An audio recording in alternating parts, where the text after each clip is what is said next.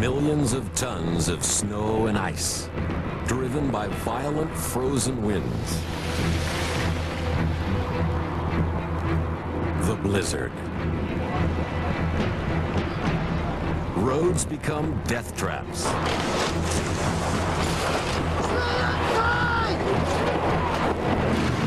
It smothers cities in snow and cripples transportation.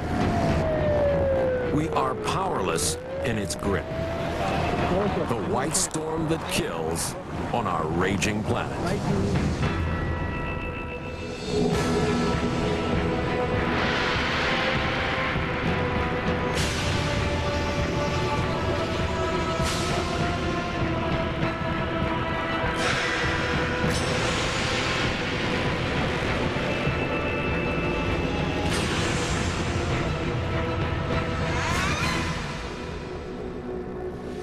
The blizzard, a lethal mix of wind, snow, and freezing temperatures. The wind drives the falling snow crystals sideways across the land. The air is thick with flying ice. The wind drops the temperature so low that tears freeze in your eyes. It's officially a blizzard when the winds reach just 30 miles per hour. Blizzards can even occur without falling snow to fuel them. The wind can pick up snow that has already fallen and drive it violently across the ground.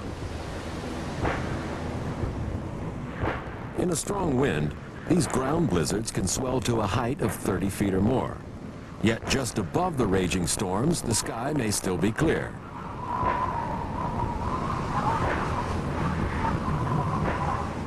Whatever its form, the blizzard is a killer. The whiteout it creates is so intense, it can blind you. Snow packs into your mouth as you try to breathe. The wind pulls the heat from your body. It's called the wind chill factor, and it can make you feel over 50 degrees colder.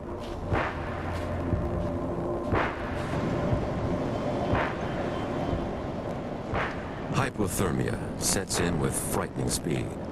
First, the extremities begin to freeze solid. Toes, fingers, nose.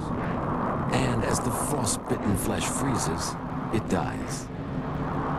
The muscles fail as the energy to work them is converted into heat to survive. The legs and arms and finally, the internal organs fail. Few people survive if their body temperature falls below 86 degrees. Slowly, you freeze to death.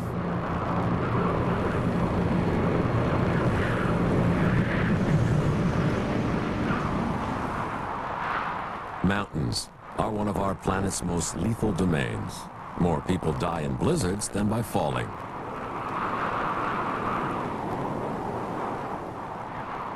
In the mountains, blizzards can strike without warning, overwhelming even experienced climbers. I've had my tents destroyed. I've had partners have frostbite. On one occasion, we had to hunker down. We were stuck. Visibility was gone, and we could do nothing but hold up in our tent, and the winds were in excess of 100 miles an hour. The temperatures were well below 50 below zero. I remember crawling out of the tent on my hands and knees, holding on to the ice screws and the pickets, and looking over at a gallon can of Coleman gas fuel. The wind was blowing so hard that it actually suspended this full can of fuel in the air. Blizzards occur mainly in two belts around the planet. One over the southern oceans, and the other over the land masses of the north.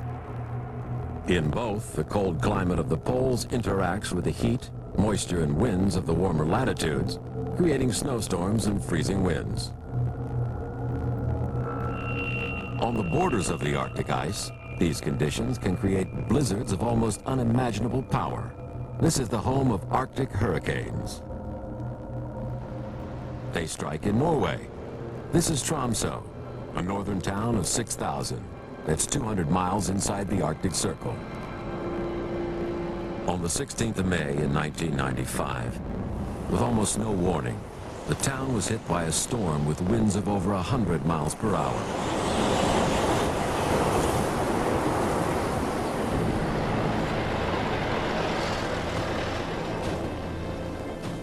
The blizzard smashed through buildings and drove the snow inside.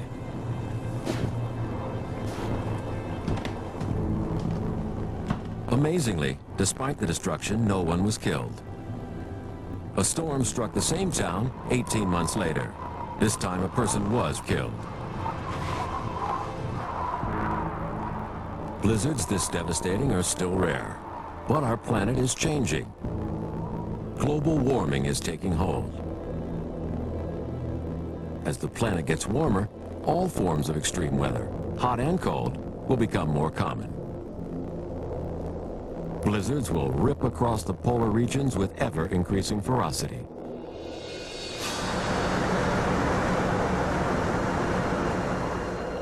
The Arctic is the place most of us think of when we hear the word blizzard, where temperatures can drop to 60 below. But very little new snow falls there. The ground blizzard rules supreme. In the future, the blizzards will get worse.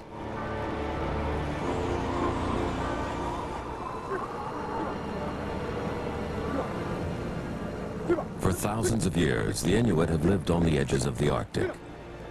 They have evolved a way of life that allows them to thrive in this land of blizzards and ice. They used animal skins for warmth and sleds for transport. Even the huskies have been bred over countless generations to survive in the intense cold.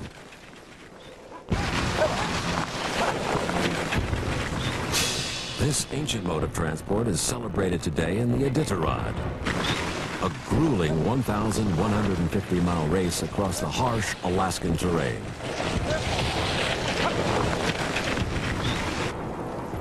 Ground blizzards are a constant threat for the drivers. Freezing whiteouts have left some lost and disoriented in a wilderness of ice. Whiteouts, often just 10, 30 feet high, and it's not snow falling from above, it's snow being picked up off the ground and blowing sideways so hard that you really can't see your wheel dogs. That's the ones closest to the sled. I mean, let alone your leaders. Really traveling blind. These ground blizzards are impossible to forecast. In 1991, one caught Susan Butcher and another racer, Martin Boozer. They survived just barely. You can be sitting still and you think you're going 30 miles an hour. That makes it impossible for you to say whether you have traveled a mile or 15 in the last hour and a half. The snow was swirling around and blowing so hard that you literally couldn't see the hand in front of your face. And it deteriorated rapidly to the point where you couldn't see much at all, and all of a sudden I saw a dog team coming head on, and it was Susan Butcher. She had turned around a little farther down the trail and said it was impossible to keep on going. Only their survival skills kept them alive. You can't make one false move. If you pull your glove off to do something, I mean, you're not going to let go of that glove. If that glove blows away at 80 miles an hour, you could die. In an emergency, the dogs themselves can save your life. Their body heat can keep you alive, at least for a while. At one point it got so bad we just huddled up. I got all the dogs together and slept with them for 4 hours.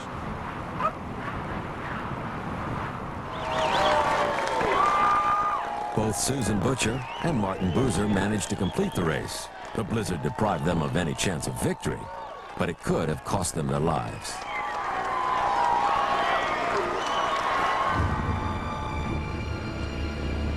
For some, surviving the ground blizzards and freezing cold of the Arctic is a normal part of life. The knowledge and skills of the Inuit have allowed them to live in the extreme north for thousands of years. Still a day like today, where you go 10 miles up either direction, you may run into a pretty good storm. You can only walk and bear that weather for so long. So you have to get out of the wind, and the only way is dig down. You have to get over so it goes over you. You don't want to be up on top of it and be like a sore thumb sticking up. In the old days, the Inuit needed nothing that they couldn't find on the ice.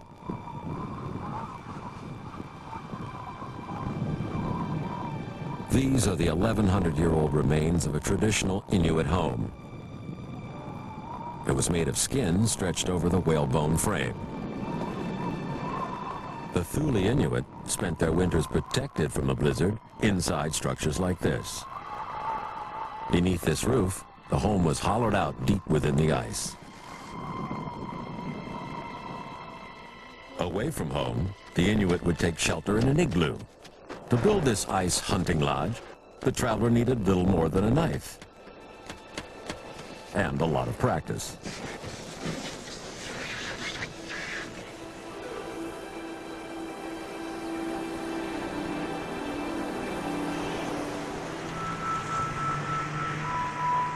Technology has taken the place of tradition. The enormous distances between Inuit settlements were once measured by the number of nights the journey took with dogs. Today, the snowmobile allows modern Inuit to travel far beyond their old limits. If it breaks down, it can leave the driver a long way from home and unprotected against the weather.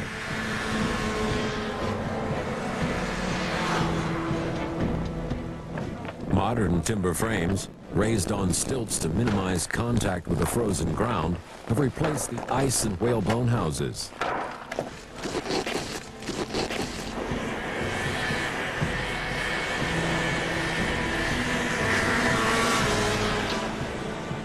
If their machines fail, or supplies from the outside world stop, these communities could not survive among the blizzards and freezing temperatures of the Arctic.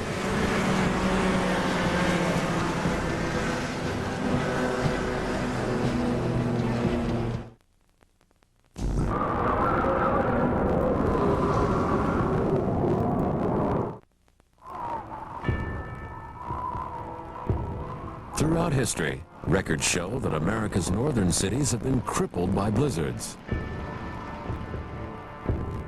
In 1888, two snowstorms collided over the East Coast. Winds in New England gusted to 80 miles per hour. That one blizzard hit cities all along the coast and left snowdrifts more than 50 feet high, some over the top of three-story houses. 400 died, 200 in New York City alone. In 1934, devastating blizzards struck the East Coast again. It was the coldest winter on record in southern New England. Boston was blanketed by 29 inches of snow. The blizzard crippled New York and cities as far west as Chicago. Emergency services did their best to keep the cities moving, but wherever they cleared, more snow fell. As the bitter freeze continued, entire cities came to a halt, their roads and harbors locked in snow and ice. 1993 was another record-breaking year, the year of the superstorm. New York City was battered by a massive blizzard, and a wind-driven storm surge brought floods and even tornadoes.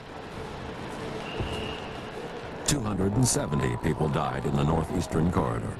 The emergency services knew that many people would be stranded in their homes, so those at medical risk were evacuated before the storm closed in. Be advised, evacuations are underway for the borough. If you wish to be evacuated... Little more could be done except wait and watch the storm take its course. Please take all necessary medication and personal belongings. Severe weather is expected for later on this evening. There's nothing we can do to prevent the blizzards, although improved forecasting helps the emergency services to prepare. The damage a blizzard can do to a city is immense. The next major East Coast city blizzard was in 1996.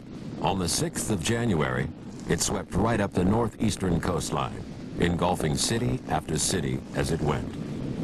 Waves in the atmosphere really amplifying to create that storm to our south that'll be coming up the coast. We could even experience blizzard-type conditions during the day tomorrow. It is right on our southwestern doorstep. That's all moving this way. And what we call the jet stream feeding through Texas and out through the Gulf of Mexico is really a big moisture source just feeding this storm. The heavy bands of snow will be right over Washington, Baltimore, Philadelphia. For 5 days, Washington was paralyzed. Cars were buried, the roads blocked. People were trapped in homes and offices. The streets were empty. Vagrants took advantage of what little warmth they could find.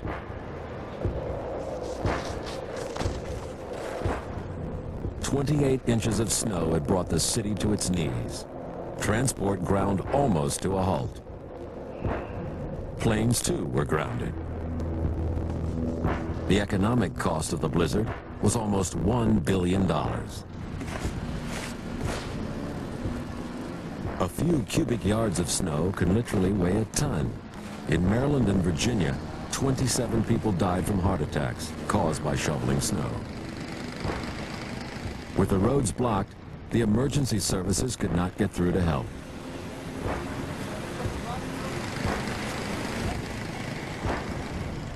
It took a week to get the area back to normal.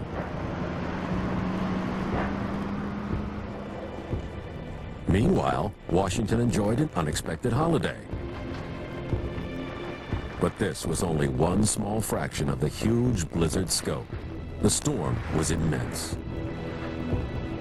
It had struck Washington, Baltimore, Philadelphia, and New York City, 200 miles away.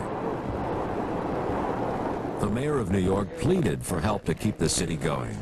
All people that perform a critical function for the city of New York have to make every effort to come in and to work. I know it's difficult. It's even sometimes at risk to your own life. The snow emergency is working. The ambulances that we're now using, military ambulances, and there are about 10 more on the way. We need, however, more doctors to come in and health workers. For 3 days, New York, like Washington, was a city under siege. We've reached 28 inches and the snow is still falling until further notice. The city is closed to any vehicular traffic except for emergency purposes. It may very well be that we'll continue to have a complete snow emergency in the city tomorrow. Right now, the snowfall is beyond record levels. There are 1,663 plows that are out on the street, including spreader plows. As soon as we remove it, it comes back, and also the wind gusts, which have averaged 35 miles per hour, have also just blown it right back from where we've removed it. It's the worst blizzard we've ever had. In fact, conditions at street level were relatively mild.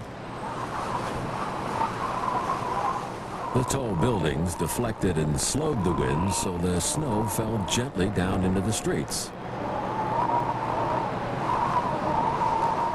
But above the city's buildings, the blizzard raged at full force. The same huge blizzard traveled even further north to Boston.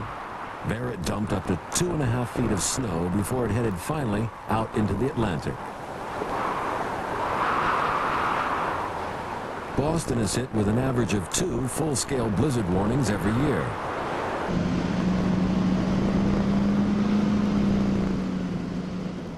And it's better prepared to handle them.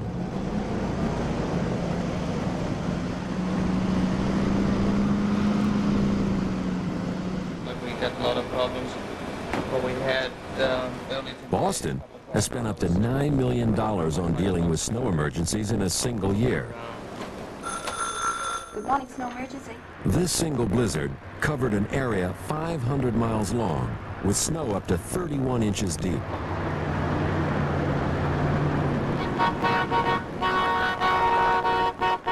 It dumped an estimated 5 billion tons of snow. Forecasting had improved since the 1993 superstorm, and the emergency services were better prepared. Those two factors saved lives. The final death toll along the entire East Coast was just 60. A tragedy, but a much lower number, even than for the blizzard of '93. In cities further north, the winter storms are powerful and frequent enough to require even more drastic measures. In Montreal, Canada, their goal is to keep a blizzard from bringing the city to a stop. Their solution? To build downward. Much of the life at the center of the city happens in vast underground malls, which are completely insulated from any blizzard raging above. Montreal has more and bigger blizzards than any other city of its size. The malls form an alternative network of streets, 14 miles of walkways linked in turn to the subway, totally insulated from the storm above. People can travel across town, meet for lunch, do their Christmas shopping, all without ever coming up.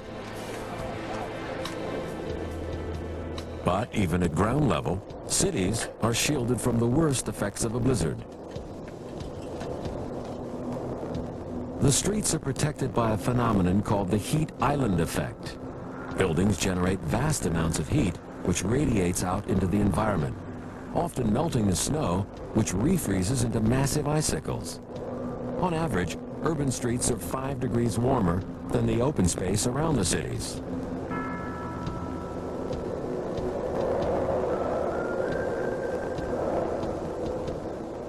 We are most vulnerable to the power of the blizzard in the countryside, where they can push through at full force. Blizzards are a major killer on open roads. Visibility falls, roads turn to ice. If a blizzard hits while you're driving, escape is difficult.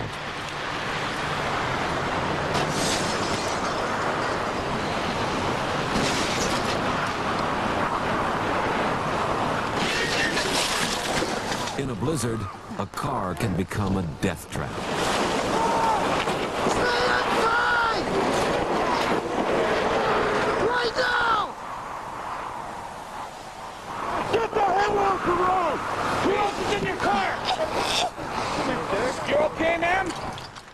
Close to 1,000 people are killed each year on the roads of America, in over 250,000 auto accidents in ice and snow. Okay? Just be calm. Just deep breath. Nice and easy, big deep breath. Over 60,000 people are injured, but survive. And yet blizzards bring another killer.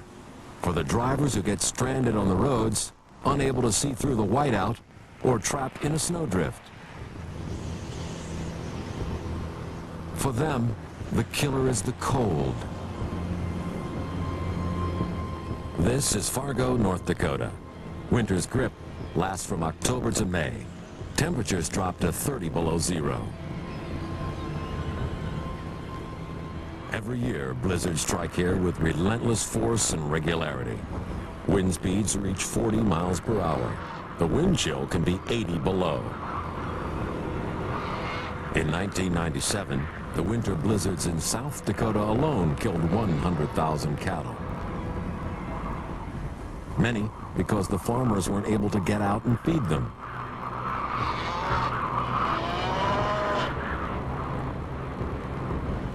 People who are exposed to these winter conditions place their lives in jeopardy. The only safe place is indoors.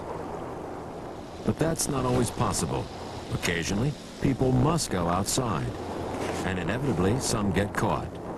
Rescue during winter blizzards is one of the prime duties of the Fargo police. I think we're in blizzard 6 or 7 or whatever we've had this year, and it seems that every blizzard we have, there's somebody that's out there that is stranded, can't get to where they want to go. And the wind chill factor, it's a life-threatening situation for them. Yet amazingly, people do survive. Bob Deschamps was stranded for 10 hours in a stalled truck. He had no heat and was 4 miles from the nearest town. Luckily, the truck he was in had a radio. He was not familiar with the type, but he managed to call for help. I'm a trucker, so I knew it had to be similar to a CB, so I just started dialing 911 on every channel, and this particular radio had 34 channels. So I just kept dialing on every channel 911 until I heard a response. We had gotten a call from a truck driver who said he was stuck in a snowbank. He had no winter survival gear whatsoever. As the temperature sank, Bob began to look for a way to avoid freezing to death. I knew it was, getting dark in an hour or so, I took advantage of the daylight And I looked in the vehicle to see what was there, and I noticed a lot of newspapers back in the corner, probably 10, 12 newspapers. I actually covered my body with them, and then I pulled the mats one by one over the top of me. I was concerned about my feet. They were giving me the most trouble, and I kept taking my mitts off and putting my stocking feet inside my gloves, and then I'd rub them. I'd get them warmed up probably in about 15 minutes, and then I'd put my shoes back on and then cover up again. And so I'd have to do that about every half hour or so. Time passed and no help arrived. The rescue team, too, was running into difficulties. They couldn't see beyond the hood of their own car. The deputies took turns walking in front to feel the road and guide the car. But then, their way was blocked. The whole road, as far as we could see, had a 4 to 6 foot snowdrift across it, and there was no way we were going to get to them with four-wheel drive. A National Guard armored personnel carrier was then dispatched. Their first challenge was to find out where Bob was. His radio was weakening. Bob guided them by clicking on and off. I was on the BN radio. I told him, give me 1 click if you're east and 2 clicks if you're west, and he gave me 2 clicks, so... Okay, he's west. Yeah, he should be west. A personnel carrier is useless in soft snow, but on that night, the snow's surface was frozen hard as rock when they rode over the drifts. Finally, I feel it was around 1:30. I could hear this racket coming, and I knew something. I thought it was maybe a cat, because I could hear the metal running on the hard surface. I knew something was coming. Yeah, I told you, I've been covered up with newspapers. When they rescued him, Deschamps was well into the early stages of hypothermia. He would certainly have lost limbs and might easily have died if he had to wait there until the freeway reopened at noon the next day. Okay, we'll give you a ride back into town. You want this guy brought in first then, or to the interstate to look for the other party? Another survivor was in a car they'd passed in a snowdrift without even realizing he was there waiting to be rescued. It was so cold, even in the personnel carrier, the snow on their boots didn't melt. But that felt almost warm to Deschamps. Guess I'm a survivor, we all are. Thanks, guys. That winter, the blizzards kept coming, each bringing its share of tragedies and lucky escapes. Stephanie Rode was driving back home across country, but forgot to call ahead and check the weather. The blizzard closed in around her. Just before I got back to Highway 2, then it was a stretch that was real. The whiteout was something that happened, and it pulled me into the side of the ditch. And I couldn't get out then on my own. She was trapped. The blizzard raged and the temperature dropped. She had no choice but to stay in her car. People can become disoriented very quickly in these kind of conditions. For someone to try to venture from their vehicle, to what they think is safety, the chances are that they will not make it. Her only hope was to run the engine and heater in short bursts when the cold became unbearable. What I would do is I would start it every 15 minutes to an hour, depending on how cold I felt, and then ran it for a little while, and then I'd shut it back off again. But a car running in a snowdrift brings a risk of carbon monoxide poisoning. I had to open the windows a crack each time. There was snow coming in and freezing up on the door. When I had the car running, I went out and had to clear the exhaust regularly. You couldn't really walk. You had to kind of pull yourself along the back. And so I knew I wasn't going to go walking anywhere. That would have been really stupid. While struggling to keep the blanket around her and almost too exhausted to stand, she got colder and wetter.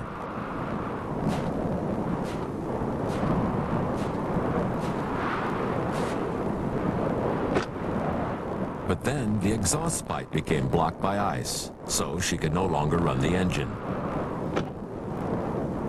I stayed there for about 17 hours. The last 4 hours was without heat.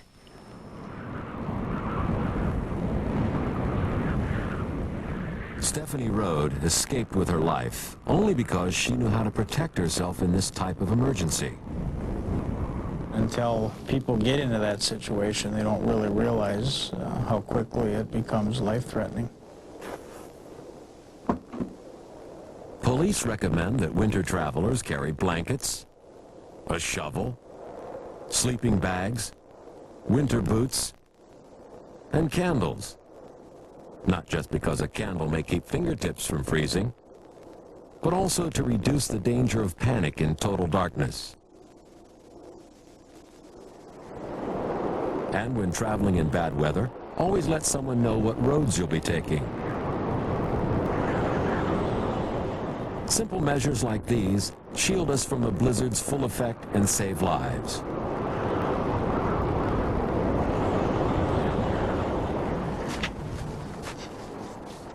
But some men and women purposely ignore the rules. Explorers and adventurers who seek out the regions of our planet where the blizzard rules supreme.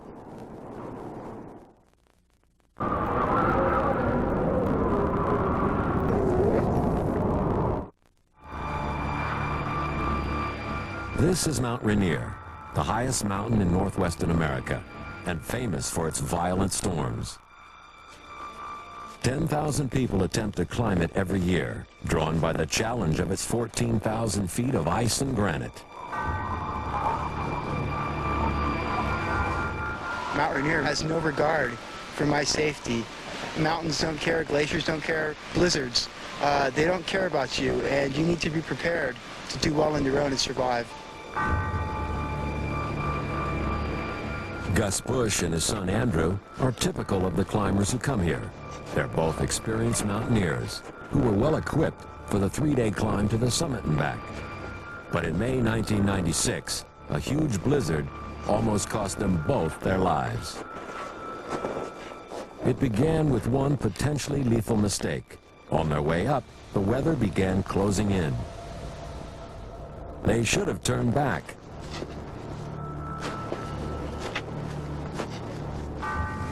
Instead, they gambled that they could get to the summit and back down again before the storm hit.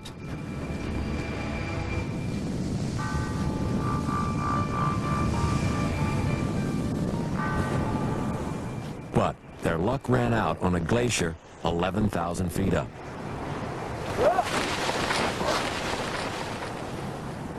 You okay? Yeah. What's hurt? It's my ankle. Have to get out of here. I'm trying to get you out.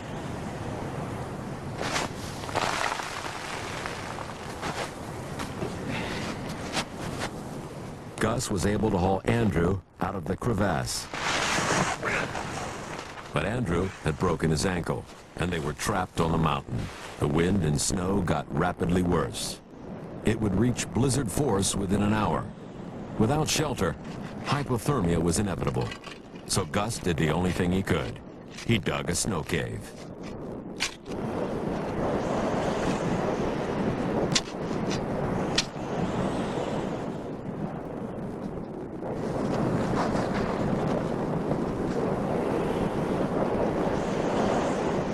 Sheltered from the worst of the blizzard's power, Andrew had a greater chance of survival.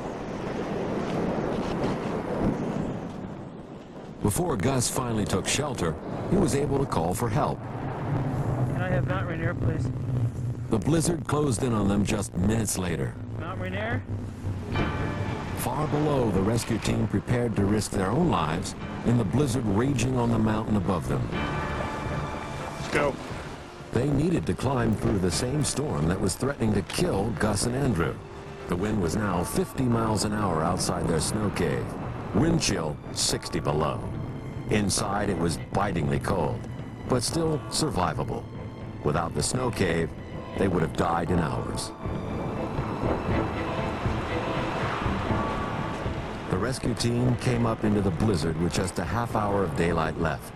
Their own lives were in danger from this point on.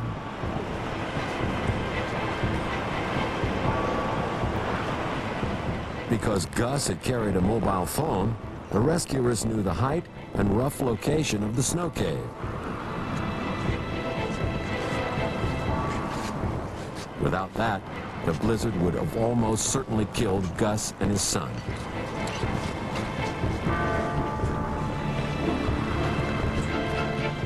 As night fell, they all had another stroke of luck. The blizzard stopped as suddenly as it had begun.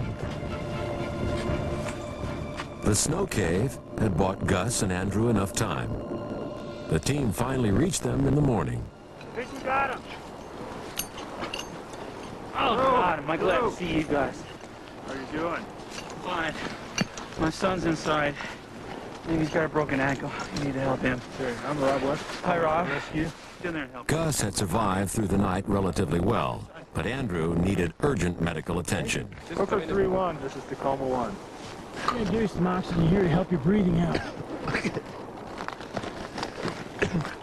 The shock of his broken ankle, combined with the overwhelming cold of the blizzard, had sent Andrew far deeper into hypothermia than his father. With hypothermia and an injured leg, and we're going to need litter. Roger. Tacoma 1, this is Hooker 3-1. I've got visual on your flare.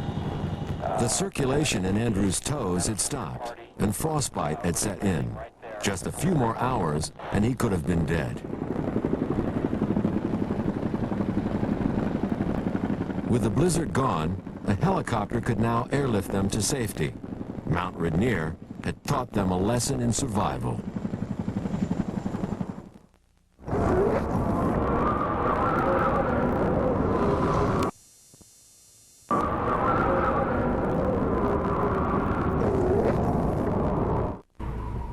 The world's great mountains are irresistible to climbers. Their ultimate challenge, pitting their skill against the elements. But for every 1,000 feet they climb, it gets 5 degrees colder.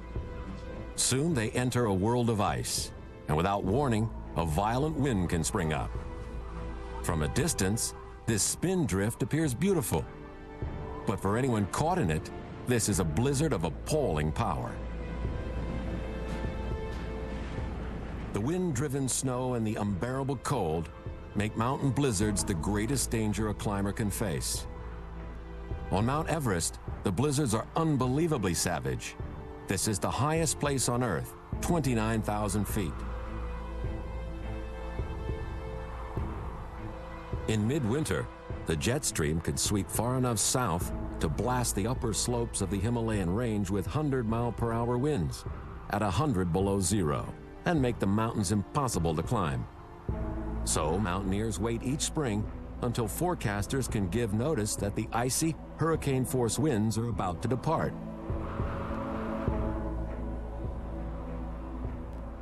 Then, every year, teams of amateur climbers dash up from their base camps, heading for the top, each group guided by a professional mountaineer.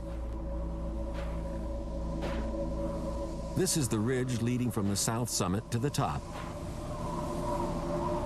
But even in midsummer, it's much too dangerous to leave the summit after 2 p.m.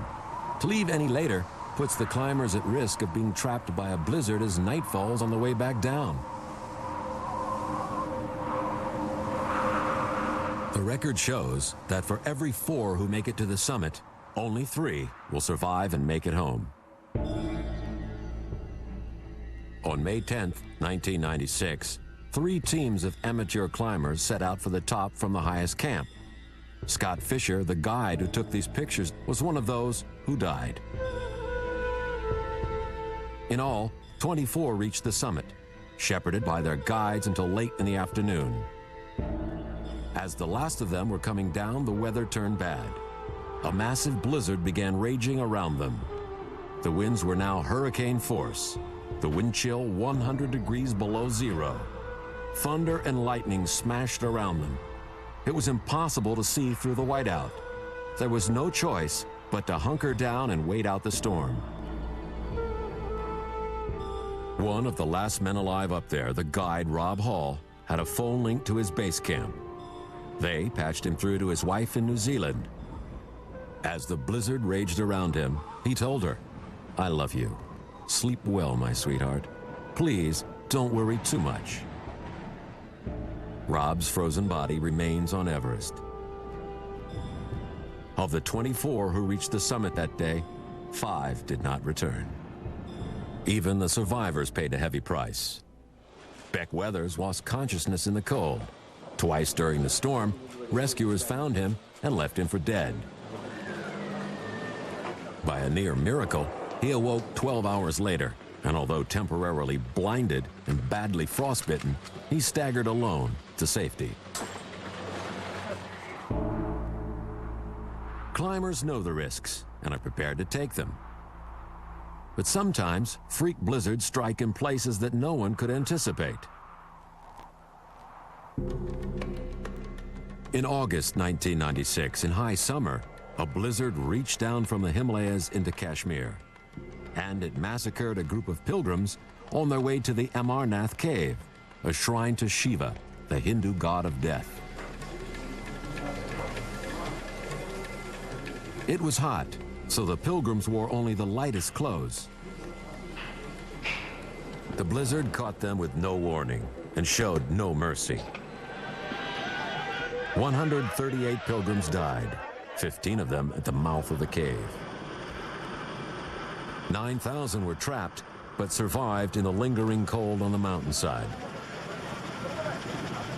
Many of the injured were saved only by a massive helicopter rescue operation.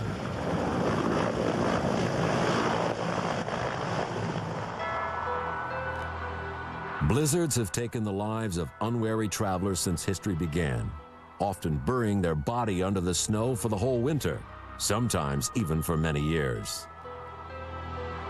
In 1991, a glacier in the Tyrolean Alps melted back to reveal the body of a man who had died here some years before. No one was surprised.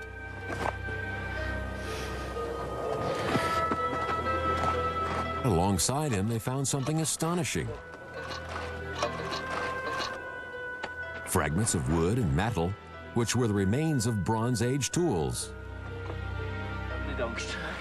This man's body had lain on the mountain, encased in preserving ice for over 5,000 years. The local people called him Ötzi the Iceman. Scientific study revealed that even though these seemed only primitive items of clothing and equipment, Ötzi was astonishingly well prepared for a journey through an icy wilderness. Yet today, we've conquered places more savage than Ötzi could have ever imagined.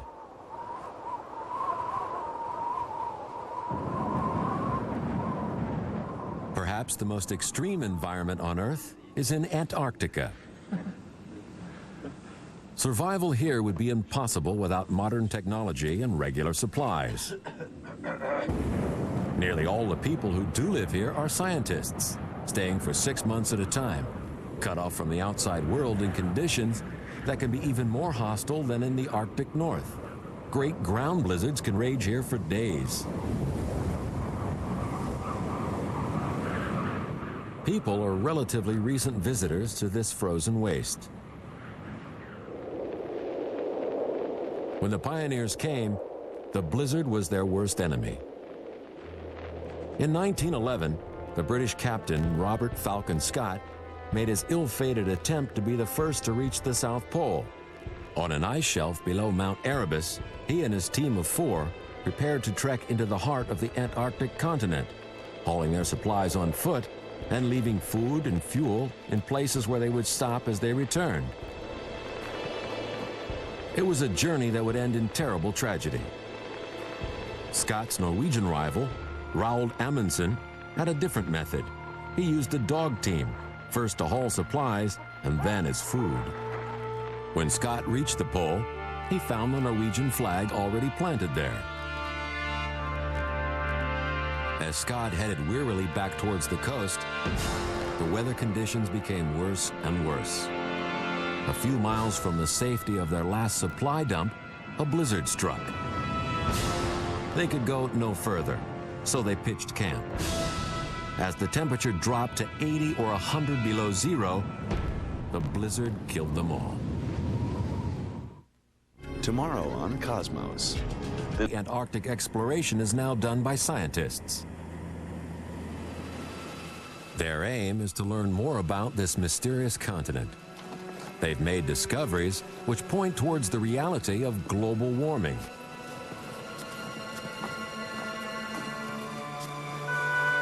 The ice sheets here are melting, going back a little each summer, and not freezing quite as far out each winter.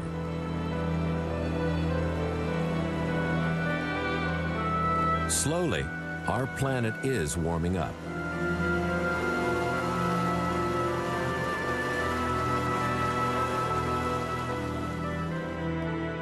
Ironically, with that greater warmth, there will come even more blizzards.